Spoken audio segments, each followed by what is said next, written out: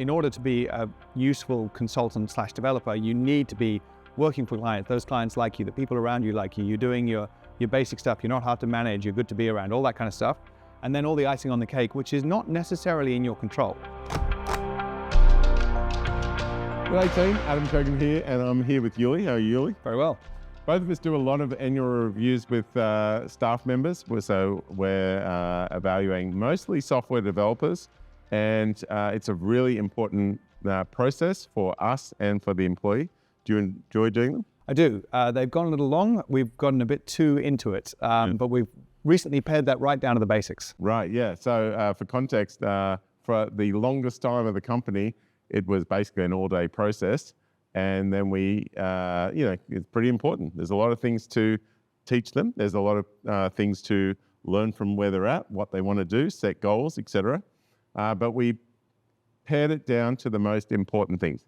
And really, to be a good consultant, there's just a few core things. You've got to be billable, and your client's got to be happy, right? And then you've got to check that the teammates are happy, and then it's the state managers. So the people that are doing this. This would affect you. So what annoys you? Chasing all the little things. Yeah, so that's timesheets, being late, wearing the wrong things, not following the basic processes, having to be chased for things, just taking up management energy to make you do the right stuff for the normal basic stuff. Right. And I think the biggest thing of that is kind of the participation, the energy they give, can be from lunchtime to the company retreats and all that other stuff. Yeah, that's a big deal. Yeah. So then once that's done, the last bit of that is really, have they completed the KPIs they set the year before? And that is the guts of a good engineer. That's the must-haves. Yes. Yeah. And then there's all the little extras. So what's some little extras?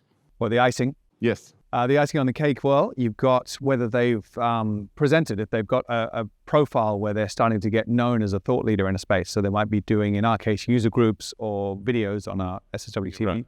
So it can be just a bit of social media, liking the post, doing that type of stuff. And then it's how they're helping when they're not on a project. So in our case, doing a spec review, which is when the client has gone past the first step of an initial meeting and they want to spend a few days and work out the scope of their project. Yeah, so you're starting to help out in pre-sales of that as well as just development.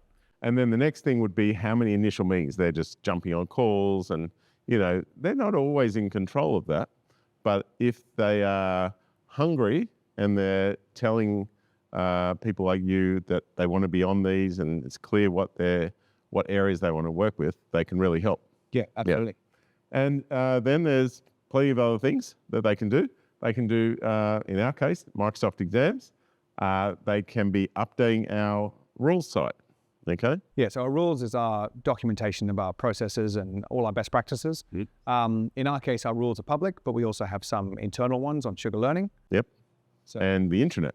And on the internet. Yeah, so we have a report which shows how many public rules they've updated, the updates on the SharePoint intranets, and the update on Sugar Learning, which is our learning management system. From there, we measure sprint reviews. Yeah. So are they helping out with the communication inside the Scrum process as well? Are they facilitating those meetings? Are they scribing? Are they sending out those emails? Yeah. And then, so we CC a special email address, and that's how we get that automated report of their sprint reviews. Mm. So then it's helping others. And helping others, we have a report that comes out of Eagle Eye, which, do you want to just hope that? Eagle Eye is an AI system that helps understand the intent of some emails. So if people are checking each other's work, they might say checked by Adam, and then that will go into a report to say, oh, you had a whole bunch of emails that said checked by Adam. Yeah. And really the only other final thing is mentoring. So we have a little system, but maybe people do it informally, but we do it more officially where you help someone out. It's a call once a month. It might be a little bit more than that, but that gets tracked and it's essentially from a SharePoint list when it all comes down to it. Yeah. Yeah. So The only other one I think of is their inbox. So Yeah, is it under control? yes. Now, obviously, you want to be using the ticketing system, your Backlogs. Azure DevOps or GitHub issues.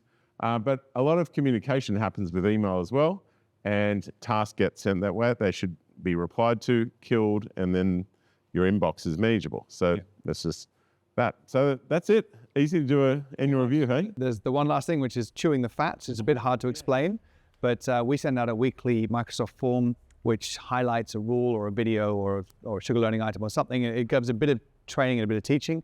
That takes a bit of extra work. And it's a bit more icing on the cake if the developers helped out building one of those forms. So a lot of developers, in our case, will help with aligning the company, educating the company, and that's like an internal learning thing. So every company does that a little differently. Yeah, that's how we do it. And the important thing is to realize that we talked about two areas there. There's the must-haves. In order to be a useful consultant/developer, you need to be working for clients. Those clients like you, the people around you like you. You're doing your basic stuff. You're not hard to manage. You're good to be around. All that kind of stuff. And then all the icing on the cake, which is not necessarily in your control. Sometimes you might not get an opportunity to speak at a user group. Sometimes you do. Sometimes you're not called into an initial meeting. Sometimes you are. You can often influence this, but you haven't necessarily got direct control. So we put a lot more weight on the must-haves and less weight on the nice-to-haves. Yeah. And I might finish with some advice I once learned from a client down in Canberra, where we're talking about why they use SSW. I just like your guys. And I go, oh, that's great. Why do you like us over others just trying to learn? And he goes, it comes down to the 3 A's. What are they? Well, they're affable, they're friendly, they've got ability, like they're competent, and they're available. I go, oh, are they available? Because I was thinking, oh, they're not really, because we're always booked out and it's always trouble juggling things. Available, yeah. Like when I have a problem, I email one of the guys that worked last, and he says, oh, right, I'll pick that up tomorrow or the next day, or he'll just tell me, and then he'll do a day's work on that. And he says, all right, so I've fixed that up, we've deleted the logs, done all that, but we need to get this done right. I'll book you in a month's time for a couple of weeks, and we'll fix it properly. And he considered that available. So I always found that just a response. Yeah, being responsive. A plan, and do it right later on. People just want to know that it's sorted. So hopefully that was useful. If you've got any other ideas, throw it down there in the comments. We're always keen to learn. Thank you, Yuli. No worries. And this is Adam Cogan signing off for SSW TV.